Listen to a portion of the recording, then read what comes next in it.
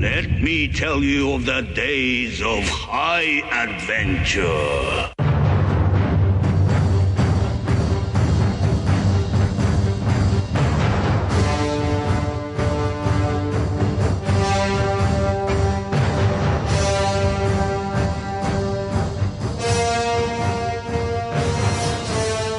Hey, what's up? I'm John. And I'm Kevin. And this is 6 Degrees of Schwarzenegger, the podcast where we take a long, hard look at some of our favorite action movies from the era of Arnold. Schwarzenegger is the icon of the genre, and we're taking a deep dive into some of these 80s and 90s cult action movies and breaking them all the way down. We're going to get into the nitty and the gritty and examine the good, the bad, the ugly, and the laughable in these movies.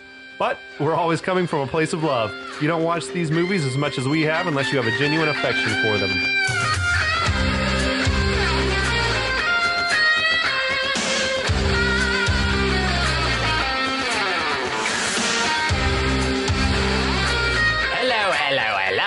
Welcome to the podcast, everybody.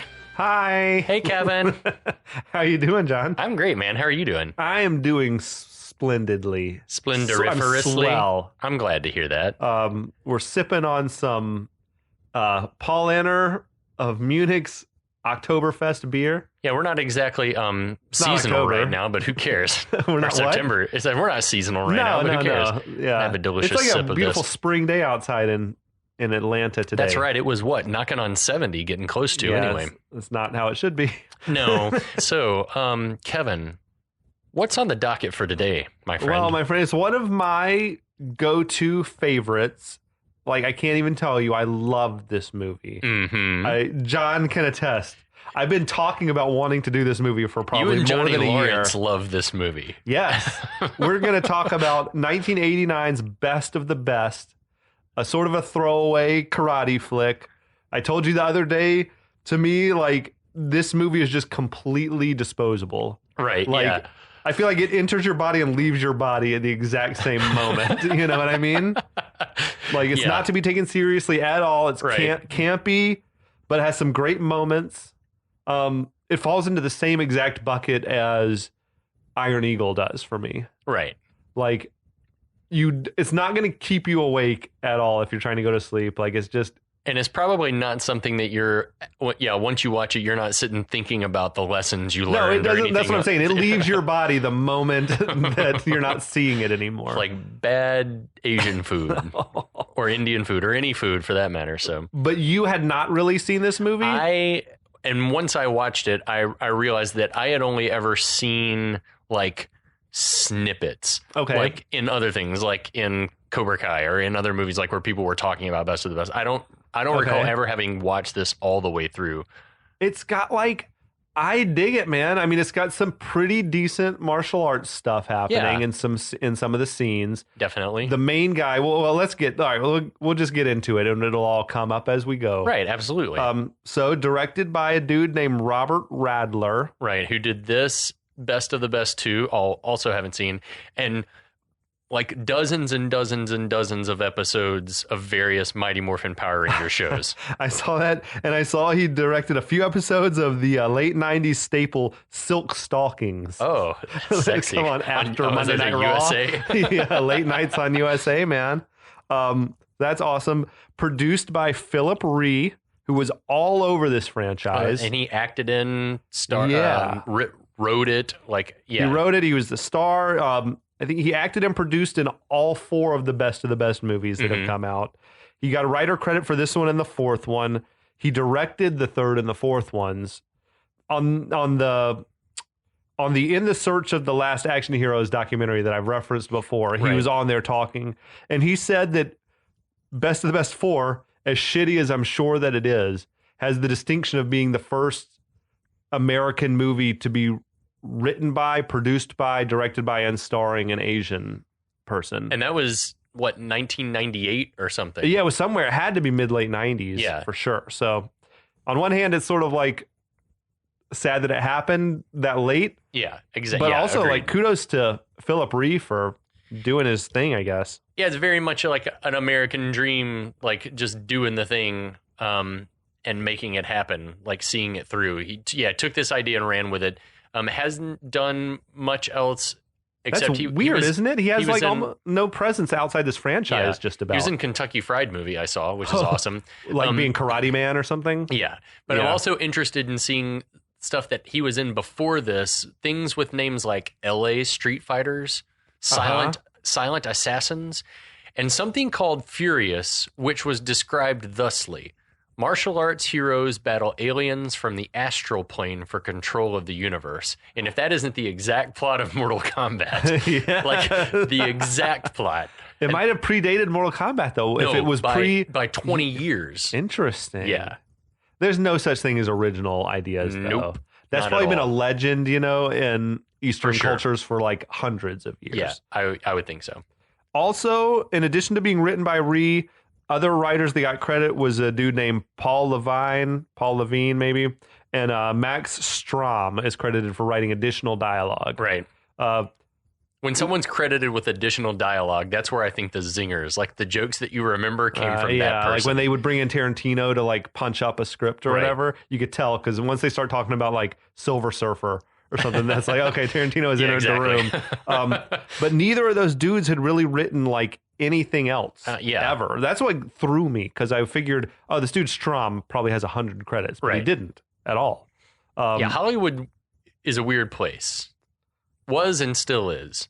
I looked up the DP just because I always like to do that. Sometimes it's a surprise. Yeah, Douglas Ryan, who had a far more interesting and successful career as a camera operator on things like Untouchables, Heartbreak Ridge, Clear and Present Danger, and a couple of Arnold movies, Last Action Hero and Jingle All the Way. Oh, sweet.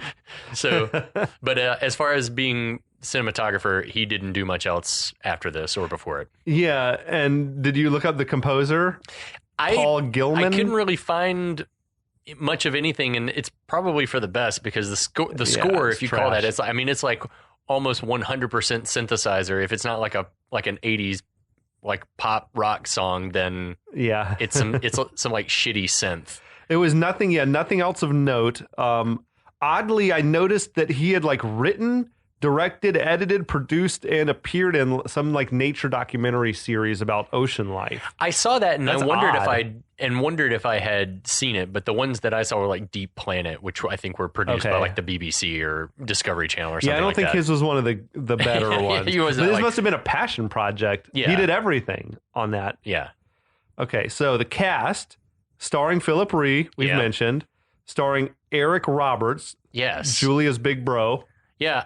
Apparently had been nominated for an Academy Award for a movie called Runaway Train that I never saw. Oh, that's solid. I've seen it. It's just really the name gives everything away. I think it's like escaped convicts on a train that can't be stopped or something. It's pretty good though. That's cool. It was a canon movie. He's been was it? Okay. And got nominated for Oscar. So he's been in tons of other stuff. I meant to send you, but I did not send you a little write-up that Vanity Fair did on him in 2018, and they talked about how in like 2017 he was in something like 80 movies alone, year. That's what I'm saying. It's a weird career that he's had. He's never, in my mind, been an A-lister or that good of an actor, to be honest. But he's appeared and he's been in like big shit like The Dark Knight. Is what you and I were just talking about it, and you said that he's like a very unique talent, and sometimes it's like whatever he's doing, he's like dialed in, and I believe it. And even in this movie, there are times when I'm like, yeah, and then other times I'm like, no,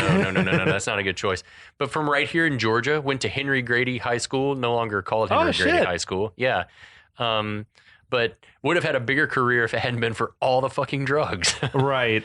Yeah, he was in The Expendables, which I'm sure our audience has listened to. He's been in this newer season of The Righteous Gemstones, and he's killing it. He's hilarious. Yeah, he apparently that was one of the things that it talked about was that so many people have like encouraged him throughout his career, and it's a shame because he's respected by like the DiCaprios of the world and things like that. But it's just he's got good instincts. He just wasn't bigger, but he has like good comedy chops too. He really does. Yeah, he's like a jack of all trades type guy. Yeah. Also starring James Earl Jones, the legend. 91 years young last month. Darth Vader, obviously. But yeah, Thulsa Doom and Conan the Barbarian, fucking Field of Dreams, Dr. Strangelove. Oh, man. Oscar nominated for The Great White Hope. Coming to America. He was Admiral Greer in the Jack Ryan movies. Yeah. We love you, James Earl Jones. dude. We know you're listening. Thank you. the Sandlot, The Lion King. Oh yeah, that's right. Yeah. Dude got an honorary Oscar in 2012. Has he won an Oscar? Never won. Was nominated for an Oscar for The Great White Hope, like way back in the day. Also features an actress I'm completely unfamiliar with named Sally Kirkland. Looked up her work and didn't recognize a single other thing she was in. It looked like she was in a lot of like skin cable things. Except she was in 1988, the year prior, nominated for Best Actress. What? For a movie I've never heard of before called Anna. Do you think this movie ruined her career? No, I think this movie I think the Oscar nom probably got her hot like for a while, you know? But imagine they got this movie together with like 3 Oscar nominees in this movie. That's strange. No small shakes. And then the only other person I'll mention up front is Chris Penn. Right. That's Sean's little brother. Playing Travis Brickley. Travis Brickley was in a lot of seminal 80s movies, All the Right Moves, Footloose. He was in True Romance. He's probably most recognizable as Nice Guy Eddie from Reservoir Dogs. Yes, and he was the homophobic cop in Tu Wong Fu, Thanks for Everything, Julie Newmar. He turns up in a lot of shit. And he died at age 40. Yeah. In 2006. Yeah, I'd forgotten that he was already passed away from heart disease. I think heart disease combined with, some heavy drug use over his lifetime. Right. So, cautionary tale, people. Yeah. 40 years old. That hits hard here in our 40th year. It's fucking crazy. I feel like a baby, though. Yeah, same. These movies are keeping me young. That's right. This podcast it's the fountain of youth, friends. So the elixir. We'll get down to the flick here because I'm excited about this. I am too. I'm very excited to talk about this. It's made by Taurus Entertainment. Apparently, cannot recall ever having seen that logo or intro before ever. It's like a sort of an animated bull in the clouds, like what do you call it? Not astrology. Yeah, like constellation. Like a constellation. Yeah. We're out somewhere. We got a sun rising on the horizon. Also, it's produced by The Movie Group. Yeah, we get the overlaid on-screen text tells us that The Movie Group presents. That sounds like a money laundering operation if I've ever heard one. Totally. We're The Movie Group. Yeah. What? No drugs to see here, ladies and gentlemen. So now we see a huge group of Koreans all training in unison. There's probably like 100 plus. I counted, there's at least 136 people out there. It's awesome. It's a striking visual. It really is. It reminds me of the end of Super Street Fighter 2 if you beat the game with Fei Long. Oh shit, all the dudes in the courtyard doing their punches. I was wondering if this was like filmed in Korea or filmed in America. I was just curious. Yeah. I don't know. I don't have an answer to that. I would probably think that I don't know. You could the round budget up for this a bunch was really of, small, but I know it was. I feel like probably most of the stuff is filmed in America. Yeah, probably. I would think so. But it makes was me like want to learn a martial arts so bad. Oh, dude, just seeing that, it's fucking killer, man. Yeah. Now, we see Eric Roberts, James Earl Jones, and Sally Kirkland, the Oscar nominees. They get their names ahead of the title. No one somehow. knows. Yeah, cool. That's fine. Then the power pop music kicks in. It's a song called "Tales of Power" by Jim Capaldi. Generic fucking just power mullet music, kind of, you know. And we're going to America when that song kicks in. Dude is Capaldi's a Rock and Roll Hall of Famer, though. Is he? He was in the band Traffic. Okay.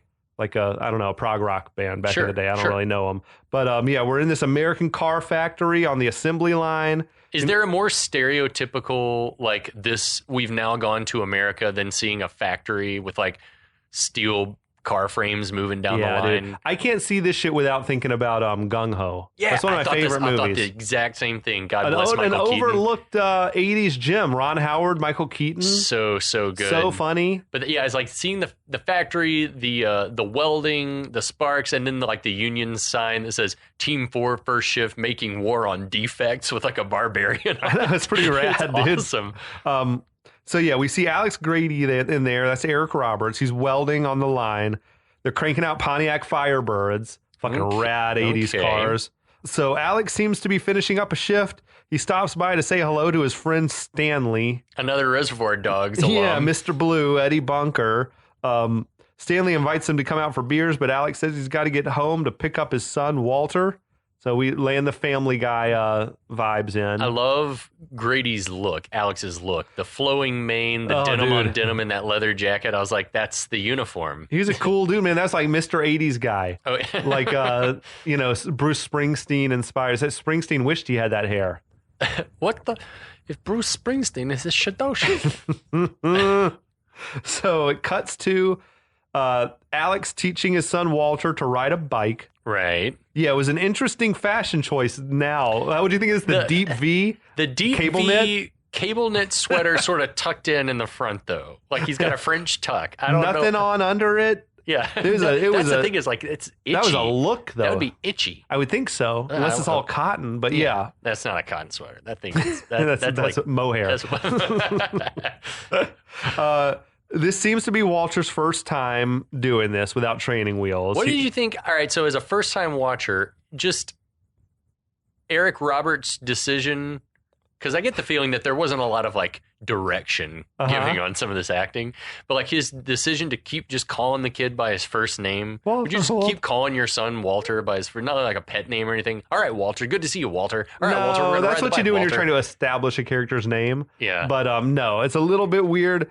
The kid's like, Dad, look it, I'm doing it. And he's like, I know. He's like almost, very emotional. He's very, like, moved to tears by this victory. Neither of us are fathers, but I imagine those moments are kind of sure emotional when you're living it. I love the cut right before it's implied that Walter eats shit and crashes the bike. He looked pretty shaky. He looked like he was about to take a gnarly spill. Whoa, he said. Oh, dude, I saw. So Walter Grady, the son, the kid, named after Eric Roberts' dad, Walter Grady Roberts. Huh. That's kind of awesome. cool, I guess.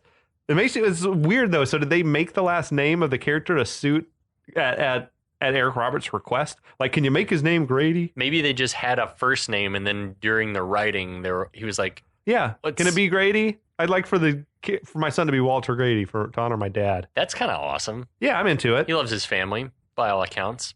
Now we cut to elsewhere, Tommy Lee in a dojo for small children as Phillip Rhee. He's teaching a bunch of little kids martial arts. Little ass kickers, man. Yeah, he gently corrects this one boy's stance. Elsewhere, like in the other side of the room, a couple of kids start pushing and shoving. There's so many junior mullets in that class too, like just little kids rocking a mullet. Did you ever have a mullet? I did not. I did not. You were rocking those buzz cuts, right? Yeah, we did. I think it was probably just because my parents were like, were they doing them at home? You're a nasty kid. And yeah, I mean, Jacob and I both had crew cuts that we would go to the barber to get. Okay. And I remember both of us requesting like cut-ins on the side. We wanted to get like railroad tracks on the sides. And I remember the barber, like these old guys, like North Georgia, like white trash guys, just being like rolling their eyes. Like, was that hot because of Vanilla Ice? Why was that hot? He had that look Hammer, going. MC Hammer, Vanilla Ice, all these guys had the cut ends. And so, but these old guys, these barbers were like rolling their eyes. Did hard. they do it? Yeah, they did it, but they did not like it. You never had a rat tail? No, we did not have a rat tail. Me neither. Thank God. A Padawan braid or whatever. No, my Uncle Cam always said that if the mullet came back, he'd go back to it because he rocked one hard. It was a look in the day, man. It just was a look. It was a time in this country. But we digress. Yeah. So these two little kids are fighting. Tommy goes over, he separates them, turns it into like a teaching moment. Yeah. Makes the boys repeat what he's taught them, which is they should be nice to each other and never use his lessons to hurt people. Right. He makes them shake hands and patch it up. Yeah, agree to be best of friends. Okay. It's like he's obviously like the amazing sensei. Right. Yeah. Totally. Like the sensei that you wish you had, like young Mr. Miyagi or whatever. I did wish I had a sensei. There was another kid in the room that gave just this huge shit-eating grin about the moment. Like he was thrilled at the moment of this. That kid actually looked like a young Kevin. He looked like a young me. Oh, really? Yeah, that's what I looked like, kind of bucktooth. So Tommy resumes his drills. Now a woman comes running in. She interrupts the lessons with a letter. She looks like Apollonia in Purple Rain. Just like comes in just like decked out and head to toe, like just black and looking very severe with her hair and everything. She had it going on. Yeah, she looked great. This shit absolutely could have waited until after class was over. Yeah, she just barges right in saying, you have to read this.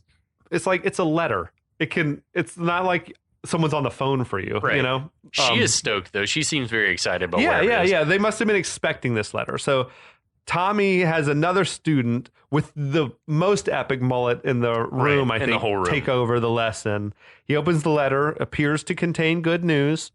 I like the little fizz. He's like, yeah. He's like excited about it, whatever it is. So back in wherever the fuck it is that Alex lives, Alex has received the same letter. Right. It's an invitation to try out for the U.S. national karate team.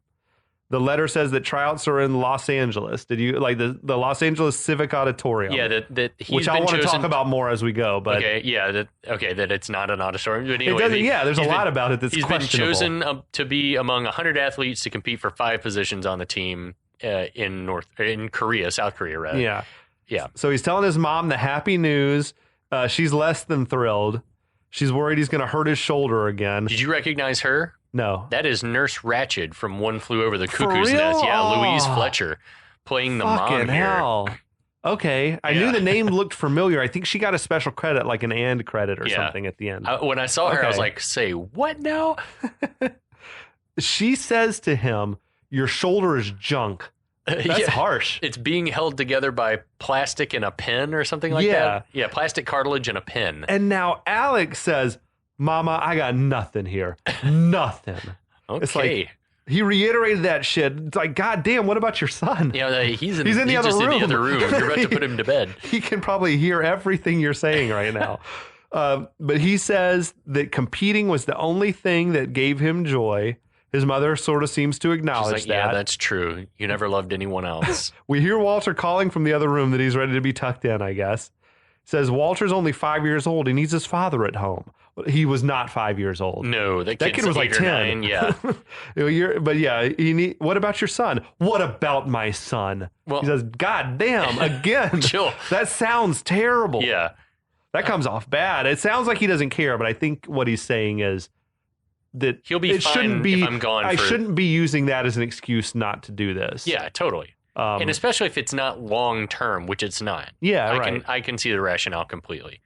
So Alex tells his mom he loves her and he's going to work it out with Walter. We'll do it man to man.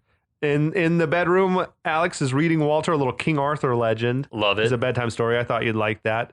Also, maybe a little foreshadowing, talking about like a couple of guys going into sort of battle together and then emerging as best friends or whatever. Yeah, totally. Arthur and Lancelot. Yeah. So Alex and Walter, they get to talking about the possibility of him going away. Walter's asking if he can come along, and Alex says no. I appreciate that Alex is like, he makes it clear that he doesn't want to make the decision without Walter weighing in. Yeah, I like that. Yeah. I like that.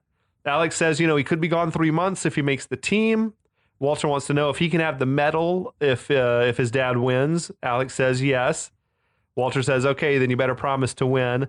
And Alex says it's a deal. Great, bye. I felt like, having gotten what he wants, he quickly tucks him in and leaves, right? Yeah. Bolts out the door in the dark of night. Yeah, quick. Good. Okay, later. But he did, like you said, I think he did seem to actually truly care that the son was on board with it. Yeah, totally. Even though it's hard to believe that a 5-year-old would be able to be involved in that conversation. Like, I don't know. Anyway. No, a true 5-year-old would not be able to process what 3 months is. No. It's like, anyway. Over in Korea, the huge group of fighters, they're still training. I like to imagine they've just been training. Yeah, I said the same thing. Nonstop. It's like they come to a rest position, but they've been training for weeks. For days, day and night. That's why they're so formidable. They never stop. No eating, no sleeping, only training. So a fighter with an eye patch and a clipboard approaches the sensei. He gives the sensei, I guess, the list of names. The guy's reading off the names of the other fighters. Everyone else there is like clapping for these guys. Yeah. He read off 3 names, and then all of a sudden there were 5 guys on stage. So I don't know if they chopped something out or what. I got the feeling that there should have been a 4th guy. A 4th one read. Yeah, they were just maybe trying to save time, or something was weird with it.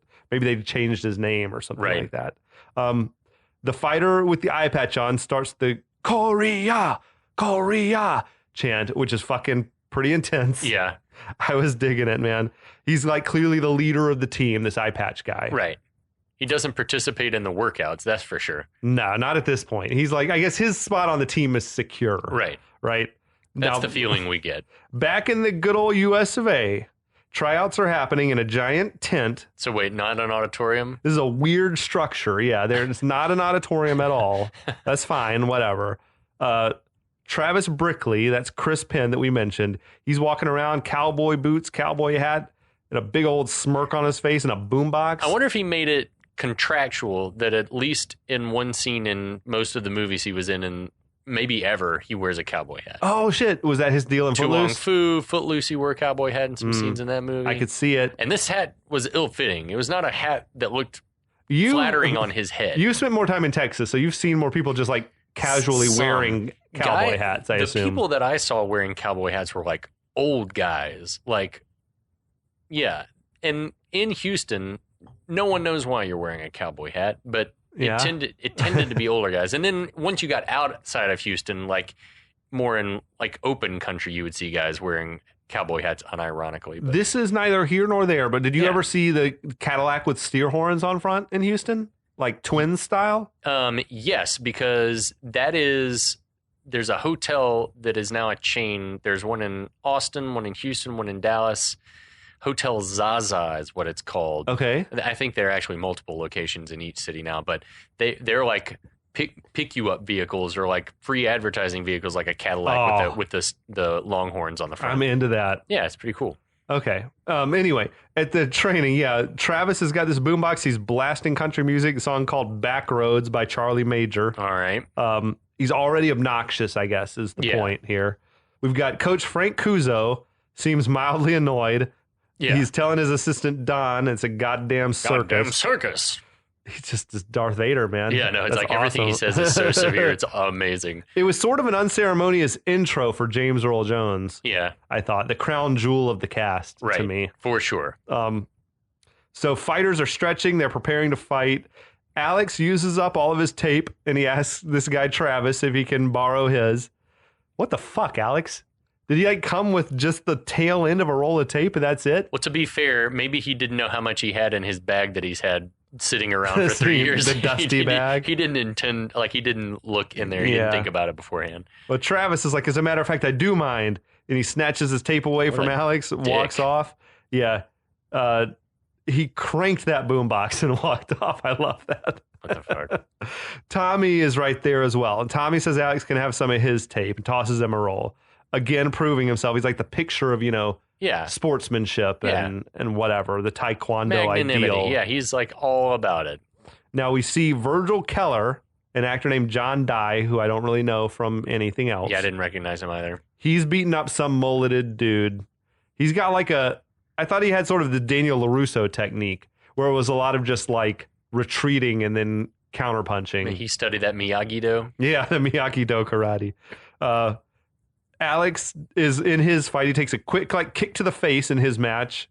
Call me crazy, but like I felt like the dudes who are going to make the team, they should not be getting touched by anybody when they're fighting against these scrubs. Agreed. And but Alex might be rusty, right? Right. That was the only. I gave him some credit because he hasn't fought in so long. Okay. And Virgil had taken a punch to the face too, I think, in his match. But also, like, what is up with Alex's stance?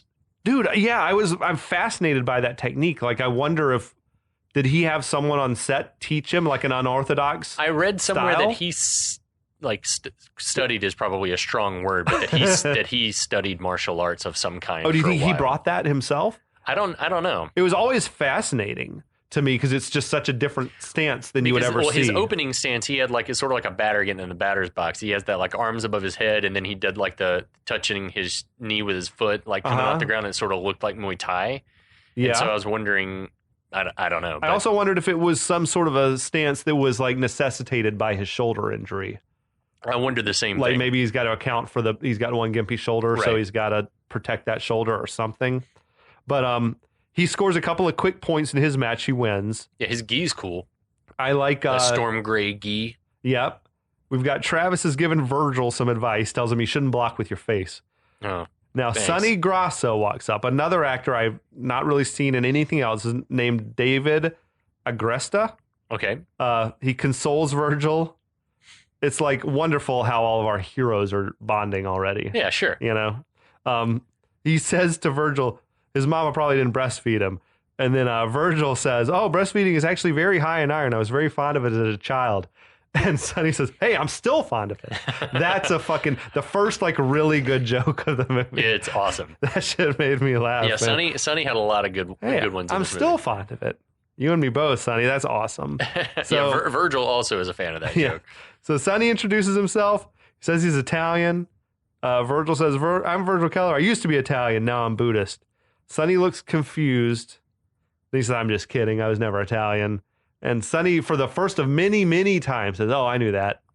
Like, that's like his thing. But it's the idea that it's like Sonny dumb as shit. I think so. Maybe. Yeah. He's just a dumb guy who's good at karate. He's simple. Yeah. He's a simple-minded guy. Okay. So Sonny gets now matched up to fight against Travis, who looked disturbingly happy. He looks super creepy. Like, I feel like he was getting hard. Yeah. Like he looks in that sexual. Moment. As they bow, Sonny sort of says under his breath, have a nice day, knucklehead. I don't think that was the line. I think. Oh, you think they dubbed something else in? I think that the VO doesn't quite match up with his mouth, and I bet that it was probably something swear like, word. Yeah, like fucker or something like that. And they were like, maybe they realized they were so close to the PG-13 if all they did was remove that line. Yeah, I could see that. I think he probably said "Have a nice day, motherfucker" or something like that. Or fuckhead. Yeah, or fuckhead. Good, and took it out. I could see that for sure. Yeah, they saved that R rating. Whatever it was, it really pissed Travis off. There's no way that he would get that pissed being called a knucklehead. He'd probably go, okay. Cornball. Good one. Insult. Yeah. Bye. Now, elsewhere, Tommy looks flawless as he's like dispatching these opponents. Yeah. That vicious kick to the face on that dude. He obviously knows what the fuck is up. Like, this is someone that knows martial arts. This is what the fuck I'm talking about. Tommy is like a fucking stud. Yeah. And Kuzo and Don are watching on and loving it. Yeah. And they have been walking around, and Don's like taping it with a video camera. That big ass camcorder. Yeah. Yeah. Meanwhile, Travis and Sonny, their fight is sloppy. Then the referee just awards the winning point to Sonny as Travis is like angrily protesting. He hit me in the arm. He hit me. I just feel like the referee just wanted that fight to be over. Yeah, he wanted to get out of there. He was like, I'm done with this fucking David Crosby looking motherfucker that referee was. Now, the fans are not fond of Travis's antics. Right. And Sonny tries to tell him good match, and Travis makes like every single sort of obscene hand gesture it's like at him. He couldn't find the one that felt best, so he did them all and then stormed off. He walks off, he kicks a chair out of the way. Don is like remarking, boy, that guy's got a bad attitude. And Kuzo's like, well, I could not understand what Don said, which as the movie went on, I was like, I think he said he's got a lousy attitude. I could not understand it. Is that a Texas accent? I don't know what it was. I love the way Don talks. Well, that's what I'm saying is that, like, it took me a while to get it, but then there's some later scenes where I was like, that was a choice. They wanted to make him, like, nigh unintelligible. Okay. But I was like, what the fuck did he say? Yeah. He was insulting Travis's attitude. Fair. But Kuzo is like, if we can fix that, he's a fighter. Right. How the fuck would you possibly want that guy on your team? I guess because you need a brawler, if you've ever seen a movie, like a team-based movie, an ensemble cast, you always need that one guy, Raphael, for example. Mm-hmm. The guys that are the assholes on the Mighty Ducks, the guys that are the enforcer, Fuller. That's yes. He wasn't an asshole necessarily, but the ones with like, just a misfit kind of like I'm down with it. In a quick montage, we see Tommy, Alex, Virgil, Travis, and Sonny are kicking some ass. Travis is a fucking dirty fighter. Yeah. That kicks that guy as he's going to bow. Right. Alex / Eric Roberts had, I thought, some pretty decent fucking moves. Yeah. Like, for an actor who's not a martial artist, he, like, acquits himself well. Yeah, he did look like he had some basic training, if not a little more than basic. And Tommy, there was one shot where Tommy nearly, like, kicked some dude's fucking head off his body. Like, Tommy's a badass. Now, cut to, I love this. A very excited Mr. Jennings bursts into Kuzo's office. I don't know about you guys, but I'm impressed. Good Lord, half the board of directors. Half the board of directors are out there. Like, they went completely nuts. Doesn't this guy look and sound like an old-timey reporter? Oh, yeah. Half the board of directors are out there. He's here for the presser. Where the fuck were the other half of the board of directors? Isn't this like their one fucking obligation? Yeah, you would think. To be at this thing? Yeah, why not the whole board? This fucker was acting like he's never seen karate before. I love it. Jennings promises Kuzo, you're going to get anything you need as he's training the team. Kuzo gives him his list of selectees. Jennings is very hesitant when he sees Alex's name on the roster. Says he saw Alex take a beating a few years ago and he's got a bad shoulder. He asks, you absolutely sure about this kid? He's 33 years old. Is he only 33? I thought he was probably older. But yeah, is that how old Eric Roberts was? Eric Roberts, 33 years old when this movie was made. Okay. So Kuzo says, your expertise is business. Mine is choosing and training champions. Okay. So Kuzo sees something in Grady. Right. Jennings takes some type of snack off of the... I mean, he's probably paying for the snack, so that seems fair. It was like a plate of donuts, and I couldn't tell if he pinched a little pinch off of one donut. I couldn't tell. I thought it was like a small eclair or a nutty bar or something. Yeah, it was something. Weird. It was like a, what do you call that? A Jordan almond. It was a Jordan almond. Now, half the board of directors are out there. They went completely nuts. Okay. He does. He sounds like an old-fashioned, like he's on a fucking... I don't know what, Jimmy Stewart movie or something. Actor from another time for sure. Yeah. So it's just so funny, like the way he was like in there with his hat on and stuff. I was like, what? And you see him lurking around in the previous scenes during the tournament. I'm like, what is that guy's deal? What is he doing? I bet he's another dude who's probably like fucking acted with legends like John Wayne. Probably, and shit. He was probably in thousands of Westerns back in the day. So Mr. Jennings announces the 5 members of the U.S. karate team who are set to face Team Korea. After having received the letter in the mail, this is the movie like doubling down that this is a karate team. Right. Which is weird because like they're going to face the Korean Taekwondo team. It's just weird to me. Like, I don't know. There's a lot of muddled martial arts for the whole movie. Yeah, really. and then once they get to the tournament and they're like, it's a mixture of anything. It's MMA basically, right? Yeah. It's okay, fine. Yeah, I don't know what this movie's position is on what martial art discipline it is they're supposed to be doing here. I thought it was odd that the karate team was facing the taekwondo team. Yeah, it gets very muddled as we go along. But we get Travis Brickley from Miami, Florida. Everybody loves a cowboy from Florida. That is the last place I probably would have guessed he was from, right? Even if you had said like Jacksonville, I'd be like, okay, you got like rednecks in Jacksonville. But I don't really, I mean, I'm sure there are people to all our fans in Jacksonville, what up? Hey, what's up? I bet you would not be taken aback if you saw a cowboy hat in Jacksonville. Nah. Like, North Florida is different, but South Florida is like... Anywhere inland Florida, there are people wearing cowboy hats, yeah, for sure. But yeah, you don't think of many like Miami Cowboys, though I'm sure they exist. And if you are one... Let us hear about it. Yeah, I want to hear about it. I want to see a picture of your hat. We got Virgil Keller, Providence, Rhode Island. I immediately thought that he's like a Brown graduate. Oh, you think he's an Ivy Leaguer? Has to be. Okay, I could see it. Providence, lovely town. Never. No, I have driven through, I think. Providence is a great town. You drive through Rhode Island in like 30 minutes. Oh, yeah. It's literally. Awesome. Yeah, it's great. We got Sonny Grasso from Detroit, Michigan. Another great town. Yeah, never been.